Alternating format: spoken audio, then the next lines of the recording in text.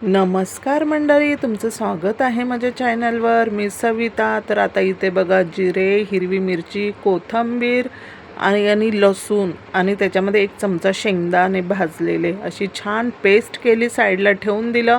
आणि आता हे कुळदाचं पीठ घेतलेलं आहे बरं का. ह्या कुळदाच्या पिठाचे आपल्याला शेंगुळे बनवायचे. मग याच्यामध्ये ना थोडंसं मीठ टाकायचं चवीप्रमाणे, थोडीशी हळद टाकली आहे, अर्धा चमचा, जरासा हिंग टाकलाय मस्त. आणि हे वाटण त्याच्यामध्ये अर्धं टाकलं आणि छान मळून घ्यायचं. एकदम असं सॉफ्ट करायचं. कुळदाच्या पिठाचे शेंगुळे. आता याला कोणी कोणी ना कुळदाची जिलेबीसुद्धा म्हणतं बरं का. पण हे ना कुळदाच्या पिठाचे शेंगुळे आहे ना, हे नाशिक जिल्ह्यामध्ये खूप फेमस आहे. आणि आता ना थंडी एवढी पडलेली आहे ना, या थंडीमध्ये ना हे कुळदाच्या पिठाचे शेंगुळे ना खूप पौष्टिक आणि हेल्दी आपल्या बॉडीसाठी, कारण हे गरम असतात. म्हणून थंडीमध्ये हे आवर्जून खाल्ले पाहिजे. तर म्हटलं आता खूप थंडी आहे, तर चला आता आपण आज बेत करूया. कारण 2-3 दिवस झाले मुंबईमध्ये ना पहिल्यांदा एवढी थंडी वाजते मला, कारण 2-3 दिवसापासून खूप थंडी पडली आहे. आणि आज मी मस्त असा शेंगुळ्याचा बेत केला आहे कुळदाच्या पिठाच्या.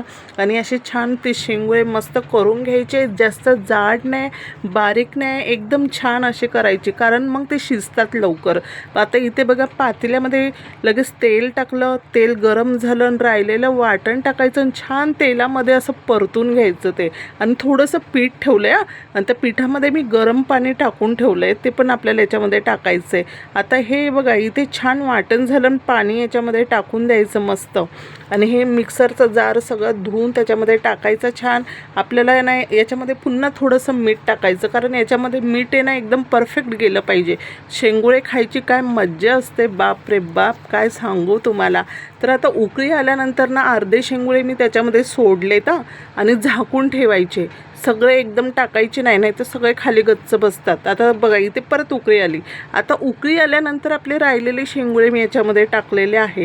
तुम्हाला पण हे शेंगुळ्याचा प्रकार माहीत आहे का? माहीत असेल तर मला नक्की कमेंट्स करा बरं का.